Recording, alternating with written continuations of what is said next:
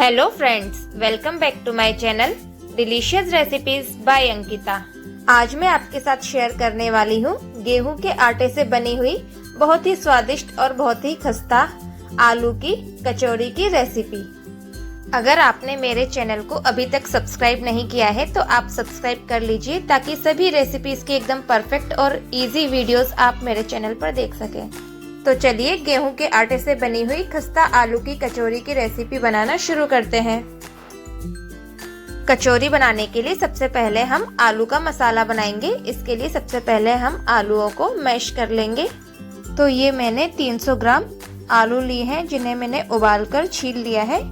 अब हम इन्हें हाथों से बहुत अच्छे से मैश करेंगे। आलूओं को हम पोटैटो मैशर से भी मैश कर सकते हैं। बस आलू अच्छे से बारीक मसले हुए होने चाहिए, उसमें बिल्कुल भी आलू के टुकड़े नहीं होने चाहिए, वरना जो कचौड़ी है वो फटेंगी भरते समय। तो अब आलू अच्छे से मैश हो गए हैं। अब हम एक कढ़ाई को गैस पर रखेंगे और आलू का मसाला तैयार करेंगे। अब कढ़ाई में हम 2 बड़े चम्मच ऑयल डालेंगे और इसे अच्छे से गर्म करेंगे। अब ऑयल अच्छे से गर्म हो गया है। अब इसमें मैंने 1 टीस्पून कुटा हुआ साबुत धनिया डाला है। इसके साथ ही 1 चम्मच सौंफ भी डाली है और आधा छोटा चम्मच जीरा भी डाला है और 1 पिंच हींग डाली है। अब इसे स्लो फ्लेम पर 1 मिनट तक भुनेंगे। अब 2 बारीक कटी हुई हरी मिर्च को भी इसमें डालेंगे और 1-2 मिनट तक फ्राई करेंगे। हरी मिर्च फ्राई हो गई है। अब इसमें मैश किए हुए आलूओं को भी डाल देंगे।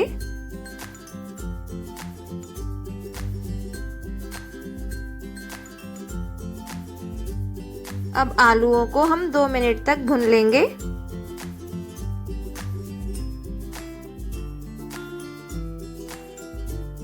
अब आलू में सभी मसाले ऐड करेंगे। तो इसमें 1 टीस्पून धनिया पाउडर डालेंगे, 1 टीस्पून रेड चिली पाउडर डालेंगे, हाफ टीस्पून रेगुलर सॉल्ट डालेंगे, 1/4 टीस्पून गरम मसाला डालेंगे, हाफ टीस्पून आमचूर पाउडर डालेंगे और हाफ टीस्पून काला नमक डालेंगे। अब इन सभी मसालों को आलूओं में अच्छे से मिक्स करेंगे।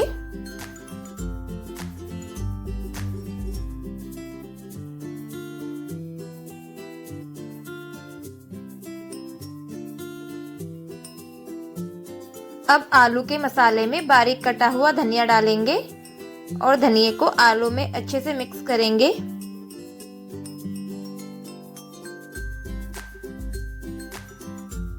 अब हम आलू के मसाले को स्लो फ्लेम पर 3-4 मिनट तक अच्छे से भुनेंगे ताकि इसमें जो भी मॉइस्चर है वो सब निकल जाए और ये थोड़ा सा ड्राई हो जाए, ताकि कचौड़ी जब हम बनाएंगे तब हमारी कचौड़ी बिल्कुल भी फटे नहीं। अब आलू का मसाला अच्छे से बन गया है। अब हम गैस ऑफ कर देंगे और मसाले को ठंडा करेंगे। अब हम कचौरी के लिए आटा गूंथेंगे। मैंने 300 ग्राम आटे को छानकर ले लिया है। अब इसमें हाफ टीस्पून नमक डाला है। अब इसमें आधा छोटा चम्मच अजवाइन डालेंगे। अब इन्हें आटे के साथ अच्छे से मिक्स कर लेंगे। अब आटे में मोयन के लिए ऑयल डालेंगे। तो मैंने इसमें 85 ml ऑयल डाला है। अब ऑयल को आटे में अच्छे से मिक्स कर लेंगे। दोनों हाथों से आटे और ऑयल को अच्छे से मसल कर मिक्स कर लेंगे।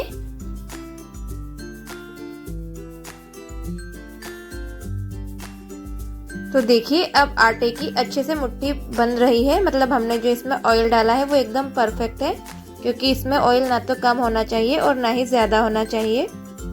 अब आटे को हम गुनगुने पानी से गूंथेंगे।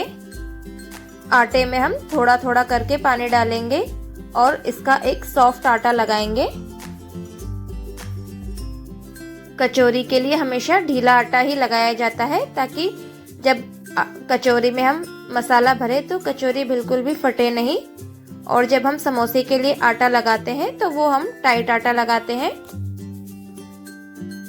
तो अब कचौरी के लिए आटा अच्छे से गूंथ गया है और एकदम रोटी के लिए हम जैसा आटा लगाते हैं बिल्कुल वैसा ही सॉफ्ट आटा हमने कचौरी के लिए लगाया है।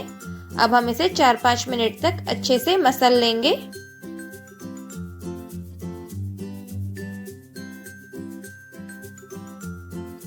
अब आटे को हम 5 मिनट के लिए प्लेट से ढककर रख देंगे। अब 5 मिनट के बाद आटे को हम 2 मिनट के लिए अच्छे से मसल लेंगे और उसके बाद इसमें से छोटे नींबू के साइज की लोई बनाकर तैयार करेंगे। देखिए बिल्कुल इस तरह की लोई हमें बनानी है। अब हम 4-5 लोई इसी तरह से बना लेंगे।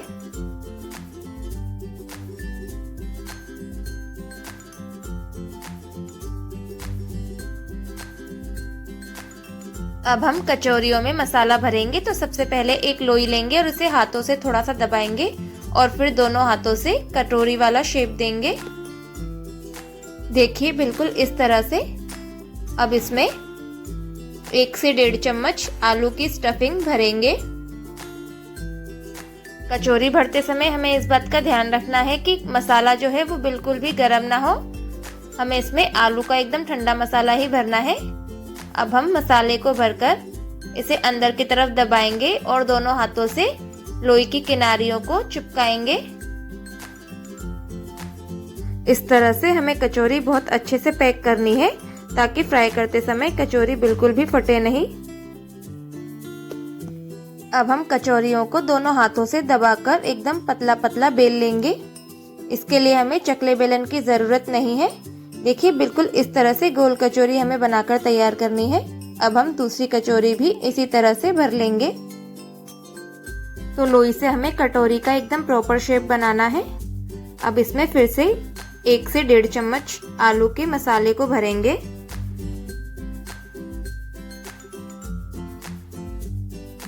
अब फिर से आलू के मसाले को अंदर की तरफ दबाते हुए लोई की किनारियों को इकट्ठा करके अच्छे से चिपकाएंगे।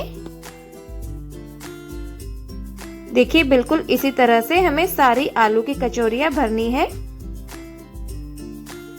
अब इसे हाथों से फिर से दबा दबा कर पतला बेलना है।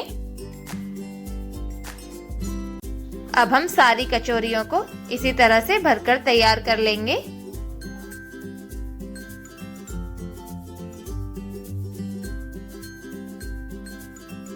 अब मैंने कचौरियों को बनाकर तैयार कर लिया है। अब इन कचौरियों को फ्राई करेंगे।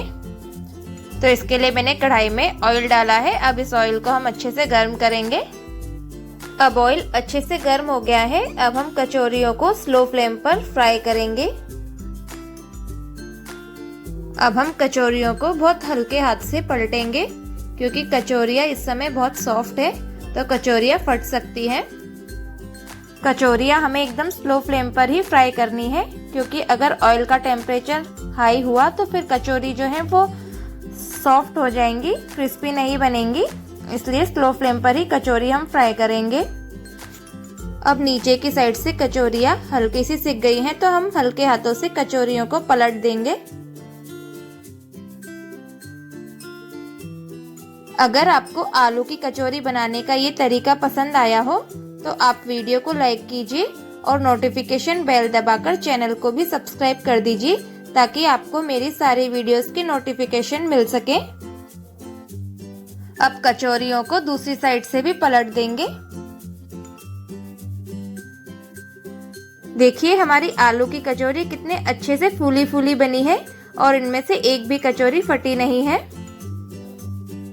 ये आटे वाली आलू की कचौरियाँ दिखने में बिल्कुल मैदे की कचौरी की तरह ही लग रही हैं और ये खाने में बहुत ज़्यादा टेस्टी लगती है और ये आटे से बनी होती है इसलिए थोड़ी सी हेल्दी भी होती है।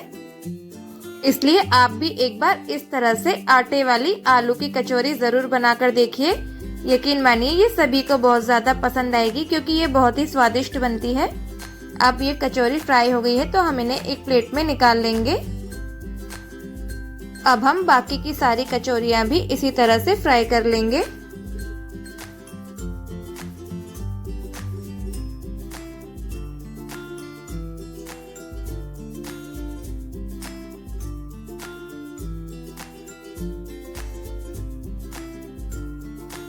अब हमारी ये वाली कचौरियाँ भी फ्राई हो गई हैं तो हम इन्हें एक प्लेट में निकाल लेंगे।